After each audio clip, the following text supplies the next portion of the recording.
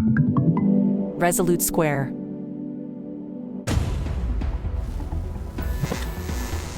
There was also maintained what was called an enemies list, which is rather extensive and continually being updated. Democrats want Republicans dead. Where I could stand in the middle of Fifth Avenue and shoot somebody and I wouldn't lose any voters, okay? The women with the least likelihood of getting pregnant are the ones most worried about having abortions. On January 6th of 2021, you had tens of thousands of people peacefully protesting. No, it's not a right-wing conspiracy theory. It's not QAnon. It's real. I'm Rick Wilson, and this is The Enemies List. Welcome back to The Enemies List, folks. I'm Rick Wilson, and my guest today is Niall Stanage, a political reporter at The Hill, a guy who has some great insights on the landscape of the 2024 election to come. And I wanted to go across the waterfront with him and talk about a whole bunch of the things that are in the news and developing as we are recording this. And with that, Niall, welcome so much. Thank you, brother, for coming on the podcast. Delighted to be with you, Rick. How are you doing? Great, man. Great. So let's start out with the looming story of Georgia, because you've been writing a lot about it, and particularly about both the legal ramifications of the Fannie Willis case that's been brought against Trump and some of the political drama in Georgia related to it because of the people that in the state that actually stood up to Trump at the time. In 2020. Tell me a little bit about some of your reporting coming out of Georgia and about the case that's taken up so much of America's attention in the last few days. Obviously that's a huge case, Rick. It's difficult to sort of grade the cases, the four indictments that the former president faces.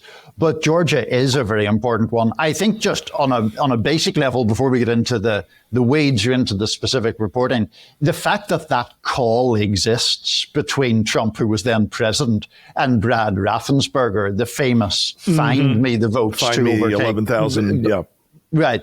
And Raffensperger has said publicly that he regarded it as a threat when Trump rather vaguely but ominously suggested there would be something criminal if Raffensperger didn't go along with him. Mm-hmm. That call alone, setting aside all the other stuff in Georgia, seems, I think, just very compelling evidence in and of itself. Now, to circle back briefly to the point that you are making, I think, about the politics of Georgia, it is very unusual in a sense in that both Brad Raffensperger and Brian Kemp, the governor, stood up to Trump at that point. Right. For their trouble, of course, they earned his ire and wrath, and he tried to defeat them, tried to get other candidates backed by him to defeat them in primaries, and that didn't work. And that in itself is an interesting fact, especially in a state that is a purple state now, but is still fairly conservative in its Republican manifestation.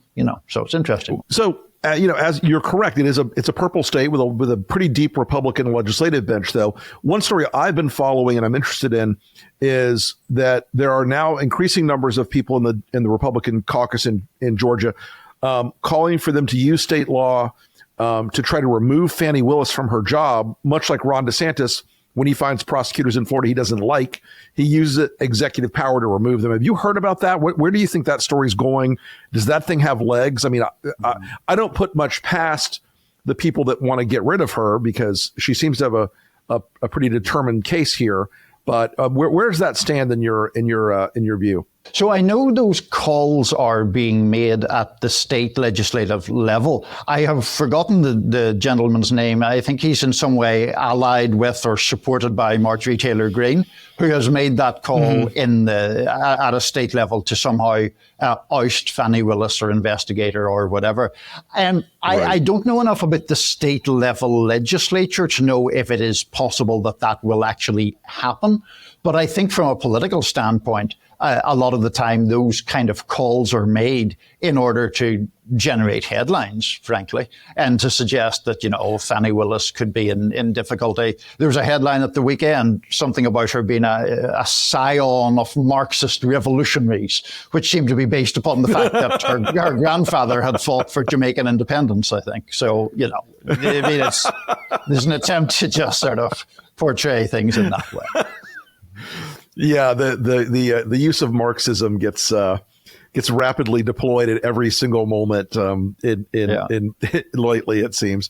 It's just, that is a weird historical point that we now seem to have reached this phase where everyone to the left of whoever's speaking becomes a Marxist or communist, even when they clearly have no Marxist or communist actual leanings at all. But that's a whole other conversation. On social media, I get called a communist rather frequently, and I'm always asking, like, oh God, did I try to seize the means of production again? So, but the Willis case in Georgia seems like one, and you followed a lot of his legal peril. It seems like one that it's the first one where he's had a mugshot, where he was actually treated like many other people who are facing indictment. In the Jack Smith cases, the January 6th and the documents case, those things seem to be moving along at a pretty fast clip. Are you seeing this all coming to a head in the spring? Because it looks like now that Judge Chutkan has said it's going to be the day before Super Tuesday, they're going to start in D.C. Willis is pushing this to go very quickly as well. It seems to me that the springtime is going to be, the full employment period for Trump lawyers.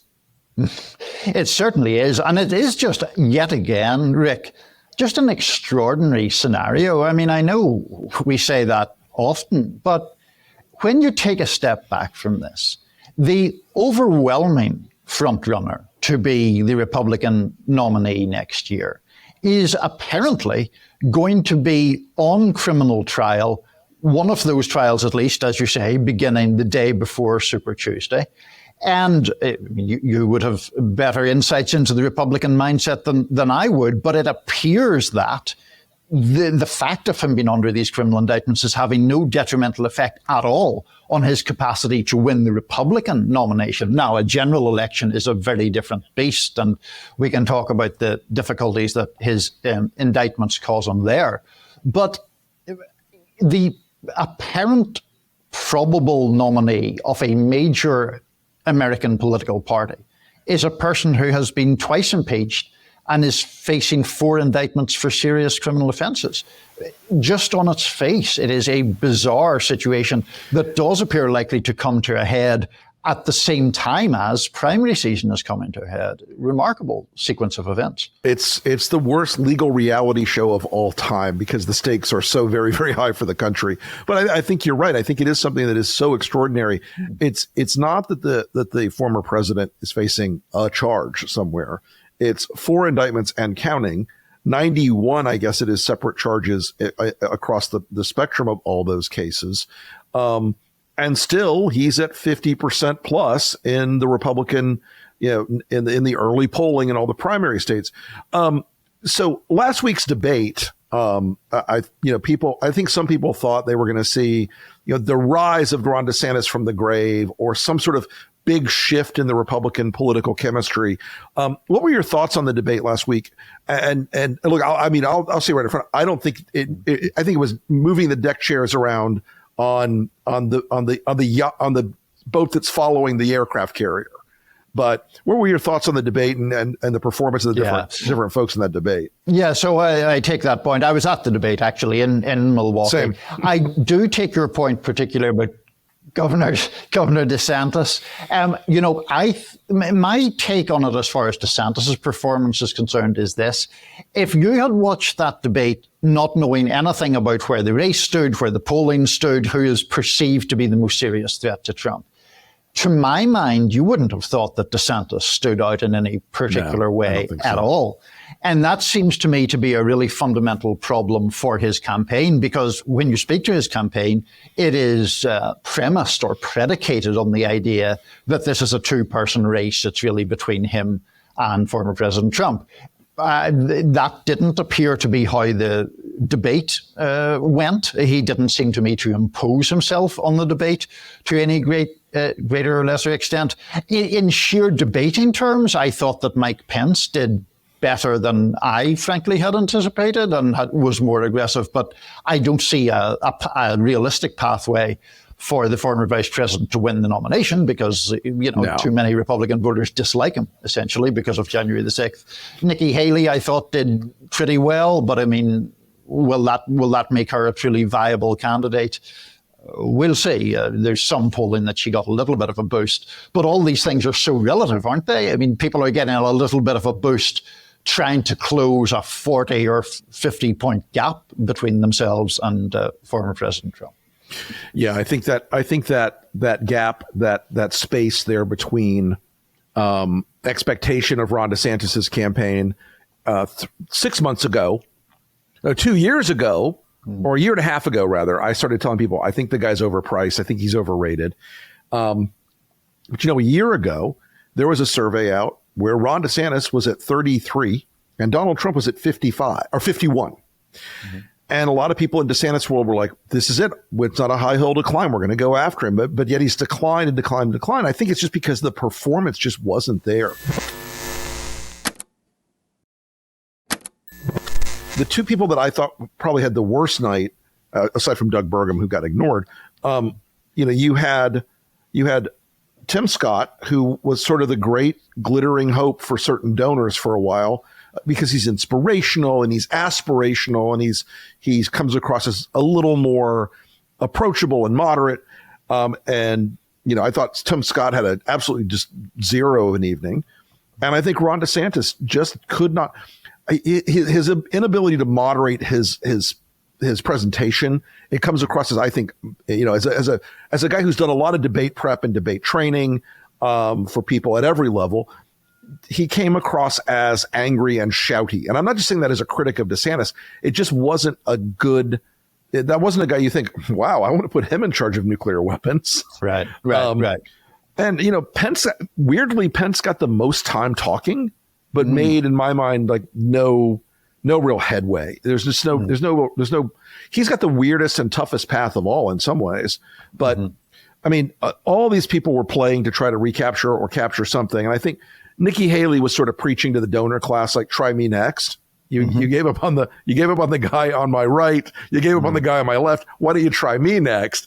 And I don't know if that's going to work. She might get a little bit out of it. I don't think it's going to really work. But I mean, it does speak, I think, somewhat to our political attention span problem in this country, because as I was on the plane the next morning, half the stories were not the debate's outcome. Half the stories were about Trump, was going to be arrested that evening. I mean, he really is this sort of like enormously, like a singularity that sucks all the political oxygen out of every room. He is. Yeah, no, absolutely. And I think that causes real problems for his Republican rivals, because they are always reacting to what Trump does, what Trump says, what is happening to Trump. Is this justified? They're always being asked about him. And it's like, they're trying to court, so to speak, Republican voters, and Republican voters keep saying, yeah, but what about that other guy? And that in itself makes it very difficult.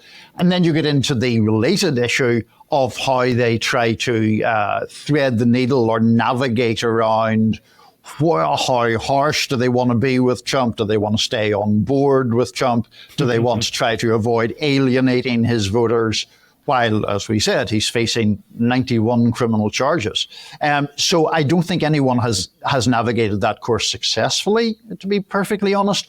Whether there is a successful course to be navigated, I think, is an open question, because, I'm maybe just telling you stuff you already plainly know, Rick, but if people say, if you say on one hand, if you go against Trump, like say Christie does, well, that's fine, but like the vast bulk of the Republican primary electorate just doesn't like it and won't vote for you. But then if you're doing a sort of Vivek Ramaswamy and saying how great Trump is, well, why would people vote for you then? Why would they not vote for the genuine article, as they see it? And that conundrum has not been solved. Why take Diet Trump? Right, exactly. Right. Why take Diet Trump? You can have all the sugar and all the caffeine of original Trump. Right. The real version. So as we go through this, as we go through this weird political tension, this is it's not only the first former president who's been indicted in multiple cases, but it's the first time a Republican primary has been shaped by the legal status of the former president or one of the candidates, and to the degree that it has. a lot of people are talking about, that the Republican primary will be over a lot sooner than people think. What are your thoughts on that? I mean, we're going to see Pence and DeSantis make a big play in Iowa. We're going to see Christie and Ramaswamy make a big play in New Hampshire. We're going to see Haley and Scott make a big play in South Carolina. But after that, the sledding gets really tough for these candidates against Trump. Where do you see like the probable endpoint of the primary? It's not going to drag into June as it had in the past. I don't see it doing so unless something entirely unexpected happens, or Sure. I can't envision it lasting that long, because all of these things get down to fairly simple questions in a way. And one of those simple questions is, if it's not going to be Trump, who's going to beat him and where are they going to beat him? So, Iowa, as you're well aware, in the Republican side, is very conservative, socially conservative state. Evangelical Christians are very strongly represented there. So you could say, okay, well, maybe that will boost Mike Pence or Ron DeSantis. But then they go to New Hampshire, and what happens to them there? Or, Chris Christie is putting all his chips in New Hampshire. Let's say, and I personally find it difficult to see this happening, but let's say Chris Christie wins New Hampshire. So what, the Republican voters of South Carolina are suddenly going to come flocking to the Chris Christie flag? I mean, that seems very difficult to imagine. And so in that respect, I think it's just very difficult, because Trump is just such a dominant figure in the party. I as it stands right now, would imagine that he continues on his path. And not to prolong this excessively, Rick, but just to your point about Ron DeSantis, DeSantis has ticked down since his campaign began, as you were mentioning earlier. So if there were this appetite for a not Trump candidate, in a sense, wouldn't it already be obvious? Even though we're at a very early stage, wouldn't we see a sort of groundswell for somebody? Whereas, in fact, we're seeing, sometimes Vivek Ramaswamy ticks up a point or two, DeSantis ticks down a point or two, Nikki Haley gets a few points of a bump from a debate. But, that's not really enough 40-point deficit, No, it doesn't. It's really hard to see where any of these candidates gets on a trend line that accelerates quickly enough to intercept where Trump is. Now, Trump has bumped up and down a little bit, but the median Trump number right now is 54.5%.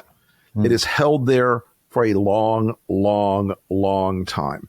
That seems to be sort of the sticky area where he's at. And the problem for all these candidates is Republican states are winner take all. Trump doesn't even have to crush all of them. He just has to scooch out a little bit, and land. Even if he keeps half that number, he goes into every one of these early states with a tremendous competitive advantage. I will also say this. I think that one of the predicates of the DeSantis campaign that they told major donors that I spoke to, they said in the beginning, he won Florida by 19 points. He's going to be competitive in Florida against Trump. And that in the recent polling, and actually he's only been ahead of Trump in one or two Florida polls, and those were almost a year and a half ago. And now the Florida polling looks a lot like other states. DeSantis is a little better than he does in other states, but he doesn't do enough to beat Trump. Trump's still over 50%. DeSantis in Florida was like at 21 in the last survey we had. And so, it still doesn't bring you home to win the big, Florida being the first big early state, that it just doesn't, you don't get home on that alone. The Florida strategy, as I can tell you, as a veteran of the Rudy Giuliani campaign, is not a good strategy. Right. Didn't work out so well for Rudy that year, for sure, as I remember, as you and I both remember. No. I just wanted to pick up something, Rick, if I may, and what you said about the winner take all situation, because the winner take all thing obviously gives the Trump people even more of an incentive to have the non-Trump vote as divided as possible. And one sort of notable thing that's going on, a little bit at a secondary level, or a little bit halfway below the surface, is the clear enthusiasm among Team Trump for Vivek Ramaswamy's candidacy. And I'm unconvinced that that's real, sincere enthusiasm for the ideas that he's presenting. It seems to me that his candidacy is seen by allies of the former president as a useful mechanism to keep the non-Trump vote divided. And so if he gets 10 or 12%, well, that makes, say, Ron DeSantis' climb even more difficult than it already is, because it puts off any attempt or any capacity to coalesce that non-Trump vote. He really is kind of having a moment, though. I mean, Vivek Ramaswamy was in the 1% range 8 weeks ago, and has just had a real surge in the last month and a half, where he has become the unequivocal Trump cheerleader, and where he's become the guy who's trying to get to the right of Ron DeSantis on the wokeism stuff. As you see Ramaswamy, rising here, and look, this may be a Warhol moment where he gets his 15 minutes of fame and then collapses. As you see him continuing here, are you hearing that he's starting to raise actual money? Is he because he's playing a very online kind of game? I presume he will be. But are you hearing he's like trying to compete in a serious way, or is this just another sort of spectacle for a guy like that? From what I'm hearing, a lot of it is more headline grabbing. I think there are a number of questions about Ramaswamy if we think of him as, is he a serious contender for the nomination? One is, does he really want to beat Trump? And if he does, how does he propose doing that? Because that isn't clear yet. The numbers that his campaign were talking about as having raised after the debate, I don't have them right in front of me, but I think was it 600,000 or something they were claiming. It was. I think it was 600,000 after the debate. Yeah. Yeah, which is, 600 grand is 600 grand, but it's not blow the doors off money either. He has been, to be fair, innovative in some ways. Like he did that thing about supporters who raise money for him get a commission. That's not just something that is sort of reserved for the big bundlers in his campaign. And he has been very effective at getting attention for himself well before the debate, whether that is suggesting that, the lowering the voting age, taking the vote away from the under 25s unless they did pass the civics test or involve public service, abolishing the FBI, these kind of ideas that he comes out with do get him media coverage, and I think are at least partway responsible for that surge that you mentioned. Yeah, that's that sort of very online element of his campaign of I think, and I think almost all of that eats into DeSantis rather than the other candidates, because you look at Pence, Christie, Scott, and Haley, and they're all sort of conventional wisdom Republicans in a lot of ways. And sure, they're playing the Trump game, but they were from the before times. They were from the pre-Trump generation of politicians. Ramaswamy is a post-Trump kind of guy, and it seems to me it's a lot more about the entertainment wing of the Republican Party than the policy wing. I don't know if you agree with this or not. It seems to me that it's like the policy stuff just absolutely fell flat in the debate. I mean, Nikki Haley's talking about the debt, and Chris Christie's talking about leadership, and they're talking about foreign policy, and it was the audience was not out of their seats for that. For Ramaswamy and the woke stuff and the trolling, it seems like the party is much more interested in that right now than in the policy side. Yeah, and I think it was a debate that was defined by those kinds of moments, by the assaults on the woke stuff, or even sometimes by the one-liners. I mean, the Chris Christie jab at Ramaswamy about a guy who sounds like ChatGPT was a very good line. I don't expect that it frankly launches Chris Christie on a trajectory to win the Republican nomination, but it was a very it was a very memorable line. And so that kind of jabbing at each other. Ramaswamy, to be fair, came back talking to Christie about the idea that Christie's campaign was essentially animated by a desire to sort of seek vengeance against Trump, all of those kind of things. That seemed much more really the animating force behind that debate than the policy stuff. One other thing, Rick, just on your point about Ramaswamy and the post-Trump, pre-Trump thing, I agree with you about that stylistically, he's very much a post-Trump figure. But of course, on a more specific level, he doesn't have any record with Trump to explain away or to rationalize or to try to nuance in the way that, former Vice President Mike Pence does, or former United Nations Ambassador Nikki Haley does, or former Transition Director Chris Christie does. So that, I think, also probably makes things, frankly, a bit easier for Ramaswamy than some of those other people I just mentioned. I think that's right, and I do think that I'm not asking you to go at the media. I think there's a little bit of a desire in the press, like please let there be some kind of horse race. Mm-hmm. I don't think your coverage has fallen into that trap as much, but it does strike me that there's a sort of like procedural desire at a lot of the big outlets to try to make a horse race out of this race, and to sort of pretend that Trump isn't going to be on the scene in some way.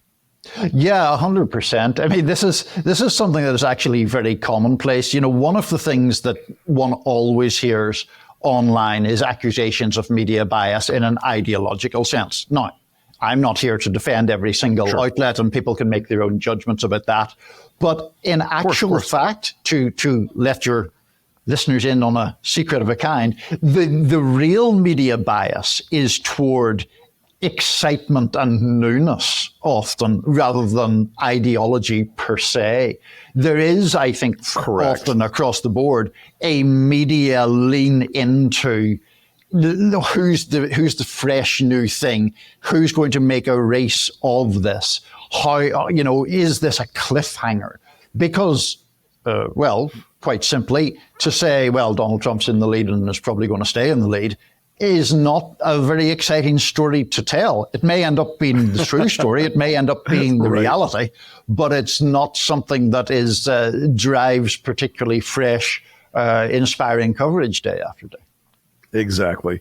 Well, what are you covering next, man? I want to I'll let you get out of here in a second, but what's up? What's next on your radar screen that you're really keeping an eye on in the coming weeks and months? So this may be old news by the time your listeners and viewers are listening and watching this, but right now, of course, we've already mentioned that Judge Chutkan setting that trial date for March of next year, the day before Super Tuesday. That is huge news, and we'll have to see how that goes. The other question, we haven't really got into President Biden much, and just briefly, Rick, sort of big picture. It's really interesting. He has been sort of overshadowed by Trump and all Trump's legal troubles, but that may not be a bad thing for Biden in a sense, right? I mean, if the attention is all on Trump and Trumpian kind of chaos, is that a bad thing because it overshadows the incumbent president? Or actually, is it fine because he can just do his thing and make his argument about economics and day-to-day issues. Keep presidenting. Keep presidenting and let the sort of technicolor stuff play out on the other side. I do think in the terms of the grand scheme of things, that's an interesting issue. I think it is too. And we're going to have a fascinating road ahead. Now, Stanage from the Hill, I want to thank you again for coming on today. Tell people where they can find you on social media. Okay, so Twitter, or X as it now is, it's Niall Stanage, and I better spell it, NIALLSTANAGE. That's the easiest way to find me on social media, and obviously visit thehill.com for all my reporting and all my colleagues' excellent reporting. Absolutely. Today on the enemies list, as part of his Andy Warhol-style 15 minutes of fame, is Vivek Ramaswamy. Vivek, va-va-va-boom, I don't care, okay? What I do care about is that he represents the worst elements of the post-Trump Republican world.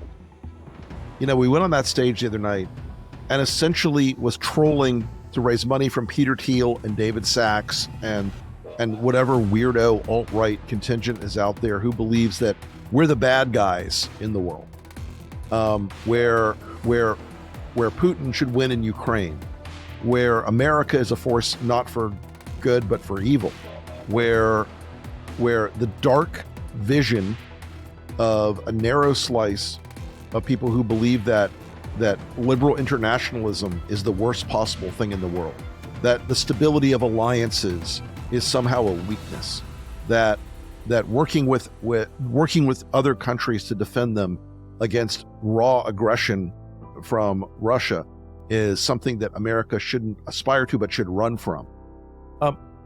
Here's the thing. I have a suspicion he doesn't believe a goddamn word he's saying. I don't think Vivek believes any of this crap.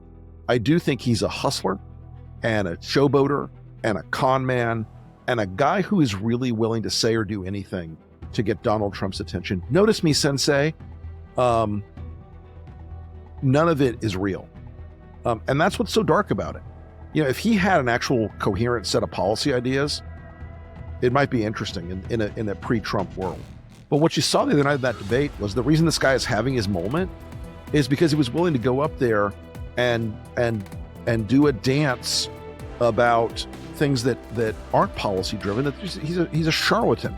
The guy is a scam artist. He comes across as somebody who, again, is willing to say or do anything to play in this era of post-policy, post-philosophy republicanism. And I'm sure he's going to say worse things between now and then. I'm sure he's going to do worse stuff between now and then. But as we've said over and over again, being on the enemies list, you brought yourself there, Vivek. So welcome. You're on the enemies list.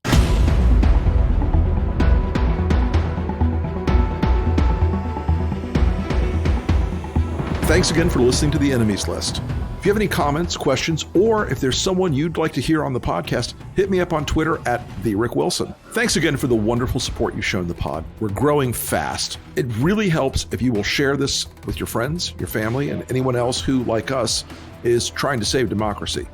While you're at it, if you could rate and review the podcast, I would be very much appreciative. I know this is the sort of thing you've heard a billion times. Please rate, review, like, blah, blah, blah. But you need to do it. It really does help us a lot.